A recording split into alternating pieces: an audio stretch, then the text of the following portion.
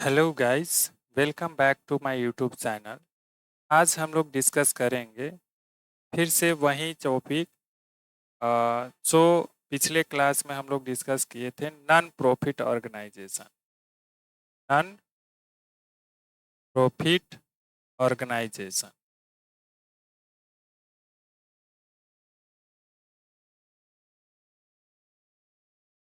अच्छा, non profit organisation में हम लोग income and expenditure account, income and expenditure account का फॉर्मेट पढ़ा था। ठीक है, अगर आप लोग नहीं पढ़े हैं तो पीछे वाला लेक्चर ज़रूर देखिएगा। ठीक है, जब थ्योरेटिकल पोर्शन कराया जा रहा था उस time income and expenditure account का फॉर्मेट पर डिस्कशन हुआ था। और इनकम एंड एक्सपेंडिचर अकाउंट कैसे बनाते हैं, इस पर किस टाइप का क्वेश्चन आता है नॉन प्रॉफिट ऑर्गेनाइजेशन के अंडर में, उसी पर आज हम लोग डिस्कस करेंगे। डायरेक्टली प्रैक्टिकल क्वेश्चन सॉल्व करके कंसेप्ट क्लियर किया जाएगा। तो चलिए देर नहीं करते हैं, स्टार्ट करते हैं practical question number 20। Practical question number क्या है? 20 है। इसमें इनकम एंड एक्सपेंडिचर अकाउंट का कंसेप्ट क्लियर होगा। उस इनकम एंड एक्सपेंडिचर अकाउंट कैसे बनाते हैं इसी चीज़ पर डिस्कशन किया जाएगा।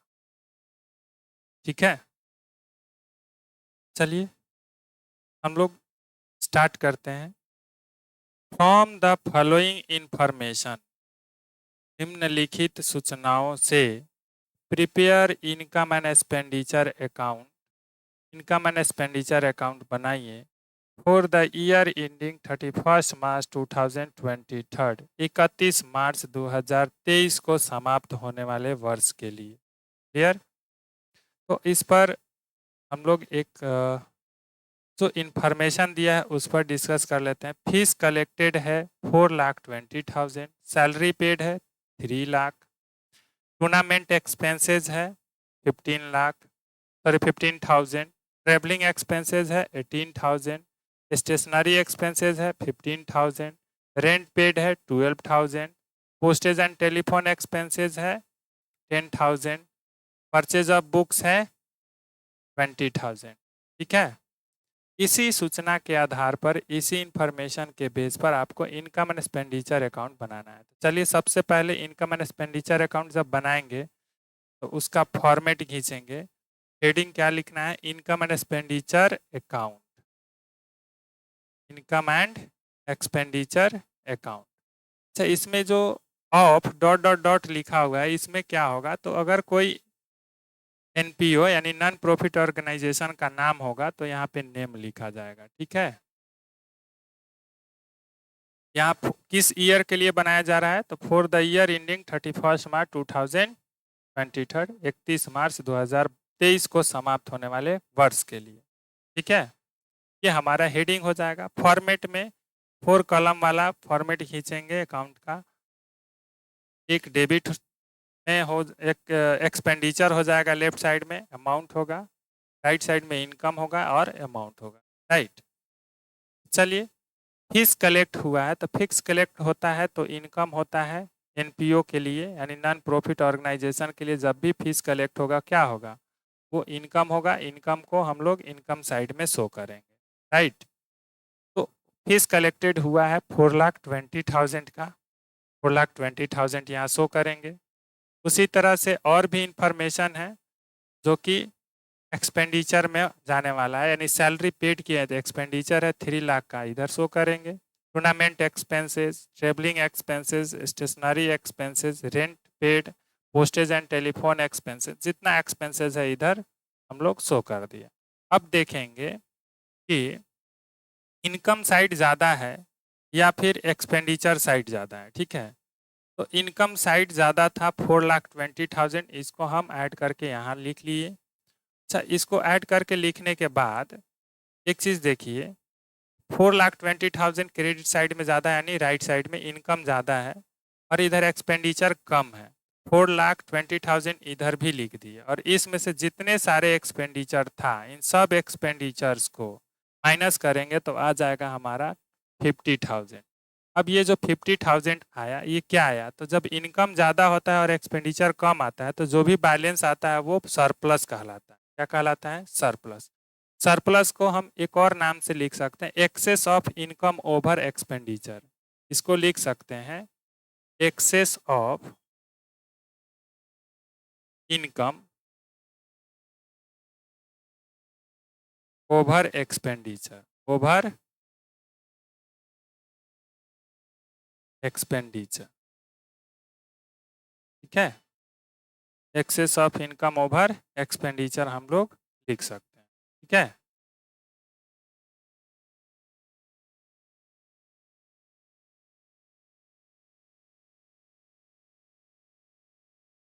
तो यहाँ पे जो भी आया सरप्लस, इस सरप्लस को हम लोग कहाँ पे शो करेंगे? इन सरप्लस को हम लोग शो करेंगे बैलेंस शीट के लाइबिलिटी साइड में कैपिटल फंड में ऐड करेंगे जो भी सरप्लस होता है उसको, ठीक है। तो ये 50,000 का सरप्लस आया है। इसी तरह से नेक्स्ट क्वेश्चन पर हम लोग और डिस्कस करते हैं।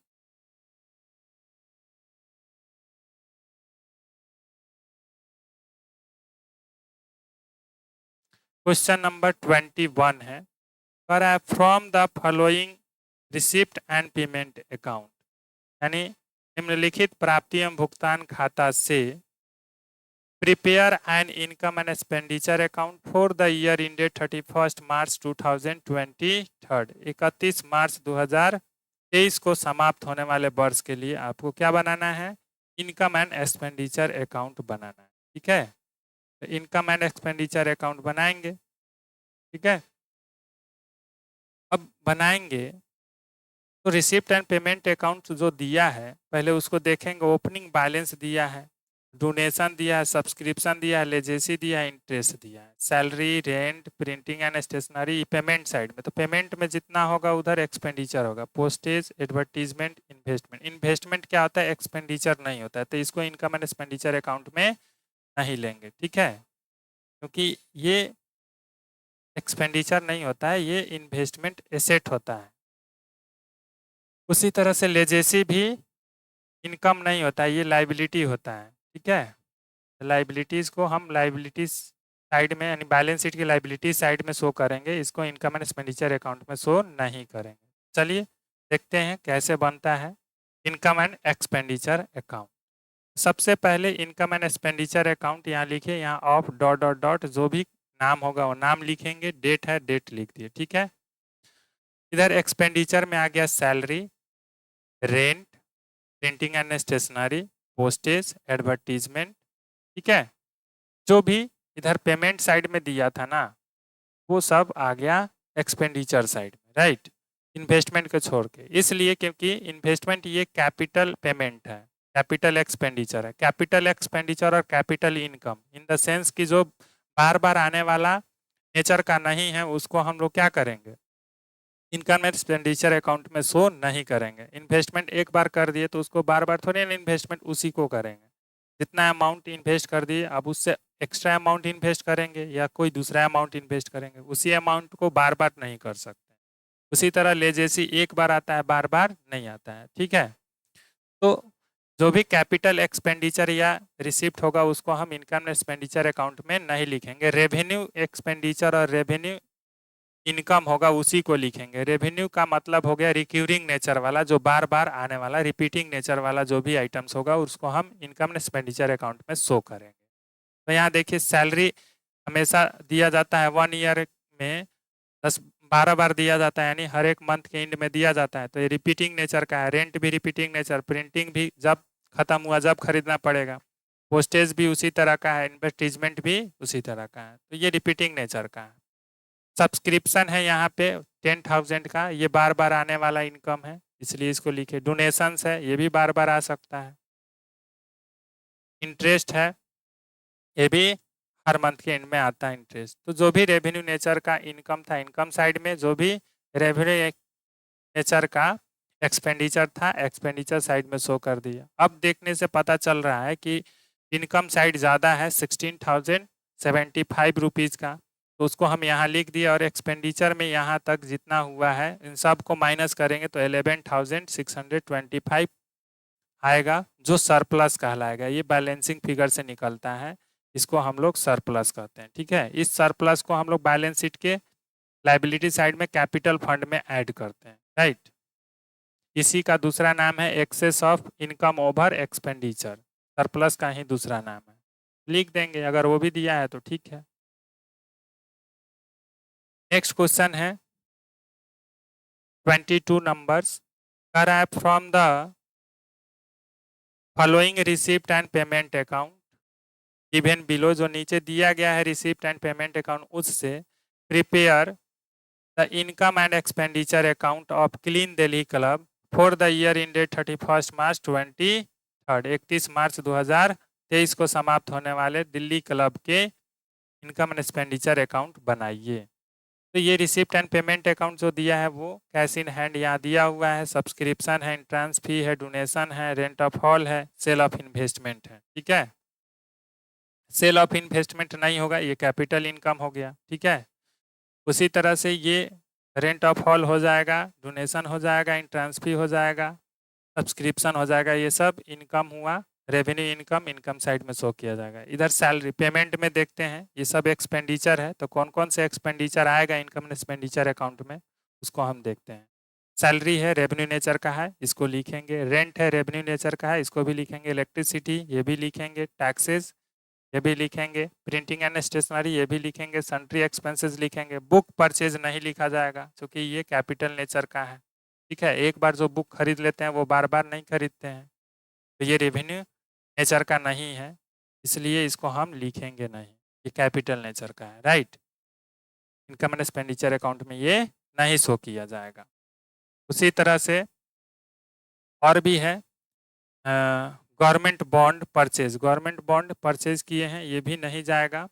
ठीक है, फिक्स डिपॉजिट ये भी नहीं होगा, और बैलेंस शीट ये तो कैश है, कैश तो कैपिटल आइटम होता है, सॉरी एसेट आइटम होता है, एसेट को इनकम एंड एक्सपेंडिचर अकाउंट में नहीं शो करते हैं, इसको हम लोग बैलेंस शीट में शो करते हैं। ठीक है, तो चलिए इनकम एंड एक्सपेंडिचर अकाउंट का फॉर्मेट पहले खींचेंगे। तो फॉर्मेट में दिया है इनकम एंड एक्सपेंडिचर अकाउंट, यहाँ पे ऑफ लिखकर डॉट डॉट डॉट जो दिया रहता था, यहाँ पे नाम लिखना था, तो इस क्वेश्चन में इस संस्था का नाम दिया है clean Delhi club, clean Delhi club नाम लिख दिए। यहाँ फॉर द ईयर एंडिंग 31 मार्च 2023 जो ईयर दिया है उस ईयर को लिख लिए। इधर एक्सपेंडिचर साइड में बात करते हैं तो सैलरी आएगा, रेंट आएगा, electricity, taxes, printing and stationery, sundry expenses. ठीक है, ये सब आ गया। और इसमें हम बोले थे कि यही सब आएगा और ये सब नहीं आएगा। कौन कौन नहीं आएगा? ये भी नहीं आएगा, नहीं आया है। ठीक है,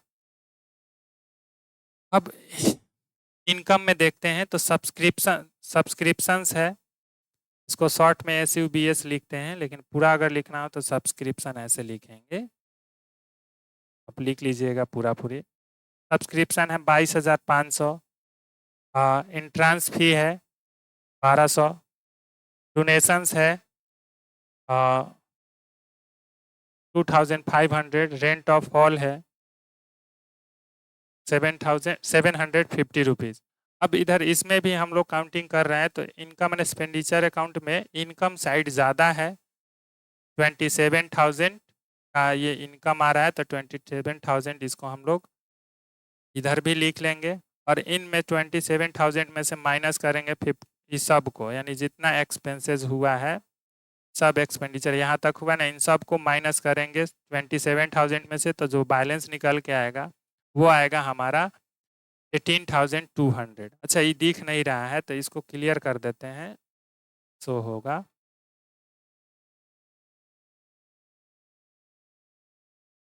इस 27,000 में से माइनस किए यहाँ तक, तो आ गया हमारा 18,200 जो कि सरप्लस कहलाएगा। इसी सरप्लस को हम excess of income over expenditure के नाम से भी जानते हैं, और इसको हम लोग बैलेंस शीट के लाइबिलिटी साइड में कैपिटल फंड में ऐड करते हैं इस सरप्लस को। राइट, तो आई होप कि ये इनकम एंड एक्सपेंडिचर अकाउंट का कंसेप्ट आपको समझ में आया होगा, और ऐसे ही आगे भी डिस्कस किया जाएगा इनकम एंड एक्सपेंडिचर के इनकम एंड एक्सपेंडिचर अकाउंट का और भी प्रैक्टिकल क्वेश्चन सोल्व किया जाएगा। आज के लिए इतना ही, मिलते हैं फिर नेक्स्ट सेशन में, नेक्स्ट वीडियोज़ में। तब तक के लिए बाय।